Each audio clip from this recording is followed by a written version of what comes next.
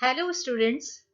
पिछले 3 वीडियोस में हमने कार्बोहाइड्रेट के बारे में बताया था तथा ग्लूकोज व फ्रक्टोज की रासायनिक अभिक्रियाओं का तुलनात्मक अध्ययन किया था।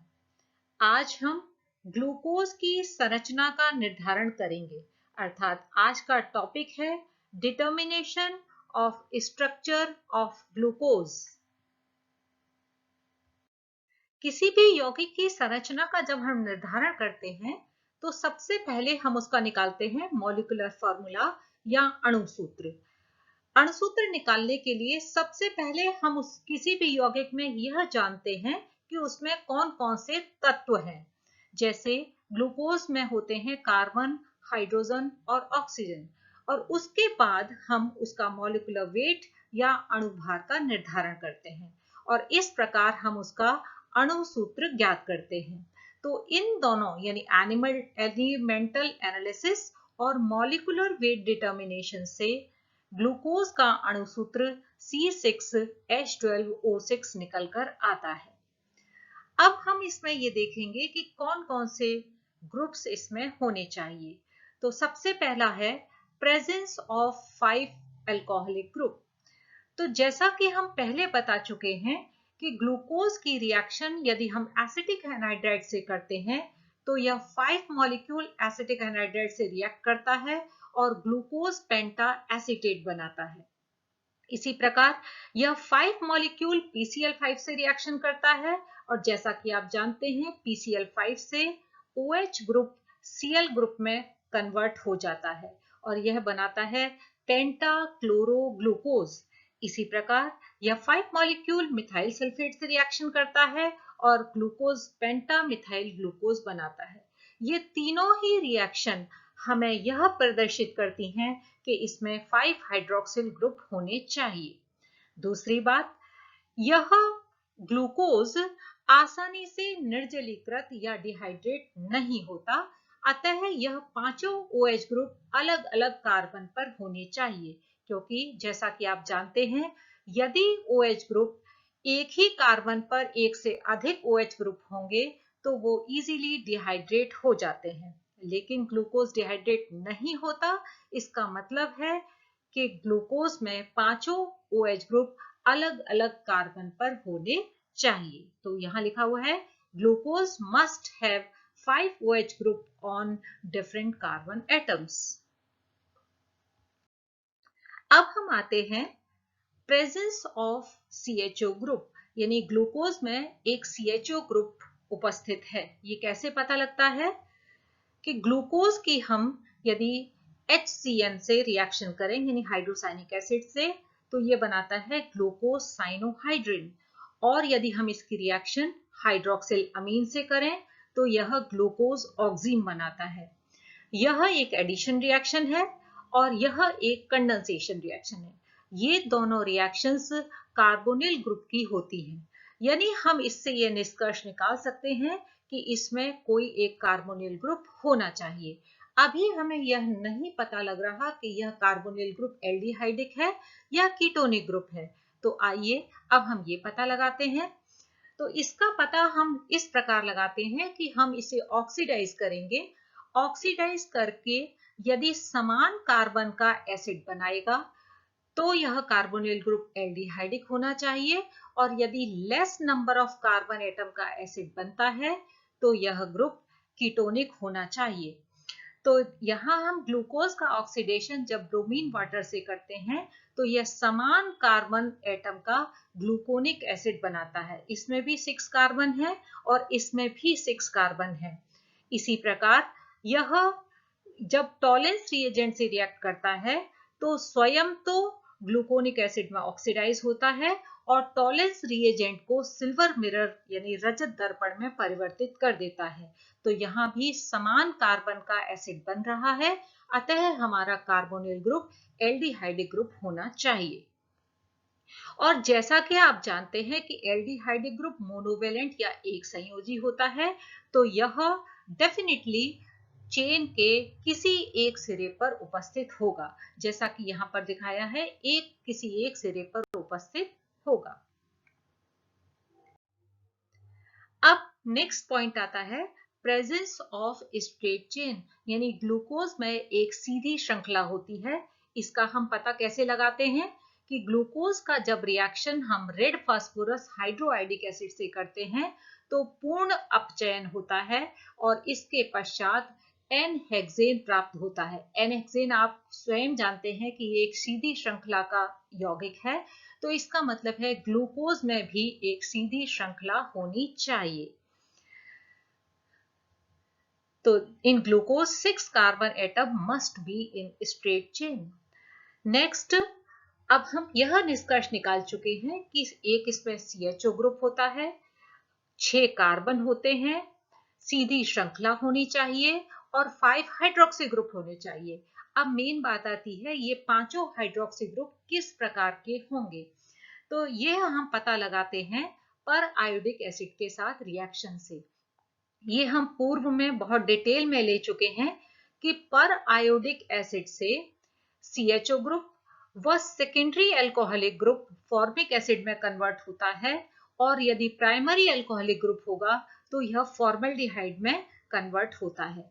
तो यहाँ पर हमको पर आयोडिक एसिड के 5 मॉलिक्यूल से रिएक्शन होती है, 5 मॉलिक्यूल फॉर्मिक एसिड के प्राप्त होते हैं, 1 मॉलिक्यूल फॉर्मल्डिहाइड का प्राप्त होता है। यानी ये फॉर्मल्डिहाइड का मॉलिक्यूल तो हमें प्राप्त होना चाहिए किसी एक प्राइमरी अल्कोहल से। एक हम CHO ग्रुप को अलग कर देंगे क्योंकि ये तो हमें पता ही है। तो बचे 4 हाइड्रोक्सी ग्रुप किस प्रकार के होने चाहिए, सेकेंडरी अल्कोहलिक नेचर के होने चाहिए। यानी यहाँ हमने ये ऑब्जर्व किया है, on reaction with HiO4 glucose gives 5 formic acid and 1 formaldehyde, so there must be 1 CHO group, 4 secondary alcoholic group and 1 primary alcoholic group। इन सब बातों को यदि हम ध्यान में रखें तो एक ओपन चेन स्ट्रक्चर दिया गया, यानी 6 कार्बन को हमने स्ट्रेट चेन में लगा दिया, किसी एक सिरे पर हमने CHO ग्रुप लगा दिया, एक हमने प्राइमरी अल्कोहलिक ग्रुप लगा दिया और 4 हमने इसमें सेकेंडरी अल्कोहलिक ग्रुप लगा दिए। इस प्रकार इसका ओपन चेन स्ट्रक्चर इस प्रकार बनता है। अब इसमें देखिए, ये वाला कार्बन, ये वाला कार्बन, ये वाला कार्बन और ये वाला कार्बन, यानी कुल 4 असममित कार्बन है, यानी एसिमेट्रिक कार्बन है। और असममित कार्बन एटम होते हैं तो उनके आइसोमर्स बनते हैं। वो हम कैसे निकाल सकते हैं, 2 की पावर n से, यानी 2 की पावर 4, यानी इसके कुल मिलाकर 16 आइसोमर्स होने चाहिए और सभी आइसोमर्स को सिंथेसाइज किया जा चुका है और सेपरेट भी किया जा चुका है। इससे यह प्रतीत होता है कि यह स्ट्रक्चर सही होना चाहिए। और ये 16 जो स्ट्रक्चर्स हैं कौन कौन से हैं, D and L form of glucose, mannose, galactose, glucose, talose, iodose, allose and maltose। Okay, तो ये 8 हैं, 8 के 2 गुने यानी L फॉर्म और होंगे तो कुल मिलाकर 16 आइसोमर्स हो जाएंगे। यानी हम कह सकते हैं कि ये स्ट्रक्चर जो ग्लूकोज का है ये वन ऑफ द आइसोमर है एल्डोहेक्सोजेस का। लेकिन इस ओपन चेन स्ट्रक्चर में कुछ ड्रॉबैक्स पाई गई। वो क्या, यह स्ट्रक्चर लगभग सभी रिएक्शंस को एक्सप्लेन करता है लेकिन कुछ पॉइंट्स को यह एक्सप्लेन नहीं करता, जिसमें सबसे पहला है glucose does not give pink colour with Schiff reagent. जैसा कि आप लोगों ने सेकेंड ईयर में, फर्स्ट ईयर में टेस्ट किया होगा, जब एल्डिहाइडिक ग्रुप का हम टेस्ट करते हैं तो हम कंपाउंड में शिफ रिएजेंट डालते हैं। यदि पिंक कलर आता है तो हम मानकर चलते हैं उसमें एल्डिहाइडिक ग्रुप है। यानी यदि इसमें भी एल्डिहाइडिक ग्रुप है तो इसे भी शिफ रिएजेंट के साथ पिंक कलर देना चाहिए, लेकिन ऐसा नहीं पाया गया। Second, glucose does not form addition product with sodium bisulphite and ammonia. अभी आपने देखा कि यह HCN के साथ तो एडिशन प्रोडक्ट देता है, लेकिन यह सोडियम बाइसल्फाइड व अमोनिया के साथ एडिशन प्रोडक्ट नहीं देता। थर्ड पॉइंट यह था कि glucose exist in two forms, alpha and beta. तो ये फॉर्म्स कहाँ से आई, इसको यह ओपन चेन स्ट्रक्चर एक्सप्लेन नहीं कर पाया। अब ये अल्फा और बीटा फॉर्म कैसे पता लगी कि होती हैं? तो when glucose is crystallized from acetic acid solution, we get a glucose with alpha D plus 110। यदि हम इसको या तो एक्वस सॉल्यूशन से या एसिटिक एसिड सॉल्यूशन से यदि हम ग्लूकोज को क्रिस्टलाइज करें तो एक ऐसा ग्लूकोज प्राप्त होता है जिसका स्पेसिफिक रोटेशन प्लस 110 डिग्री होता है।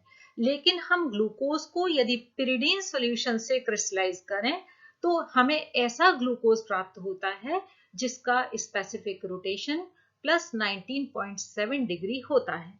तो जिसका रोटेशन प्लस 110 होता है वो अल्फा ग्लूकोज होता है, और जिसका प्लस 19.7 डिग्री स्पेसिफिक रोटेशन होता है वो बीटा ग्लूकोज होता है। तो हमें ये दो प्रकार के ग्लूकोज कैसे प्राप्त होते हैं, यह ओपन चेन स्ट्रक्चर एक्सप्लेन नहीं कर पाया था।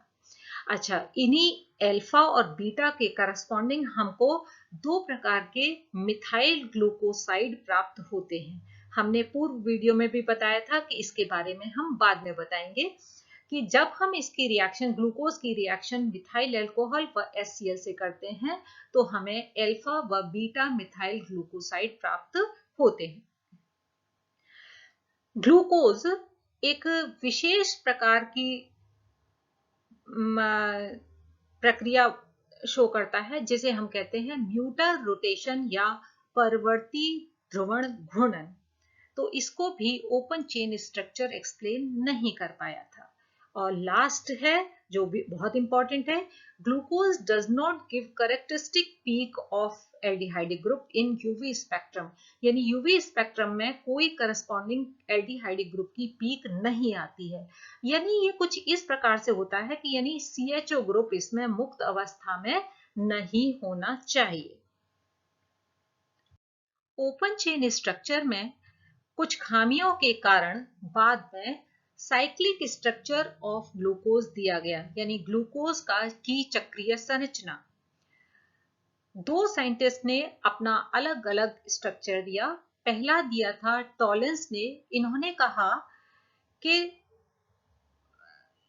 इसमें एक चक्र बन जाता है और यह चक्र 5 मेंबर्ड होता है, और इसको इन्होंने नाम दिया ब्यूटाइलिन ऑक्साइड रिंग स्ट्रक्चर, क्योंकि ब्यूटाइलिन में 4 कार्बन होते हैं और एक एटम हो गया ऑक्सीजन का, तो टोटल जो साइकिल बनेगी कितने की, 5 की।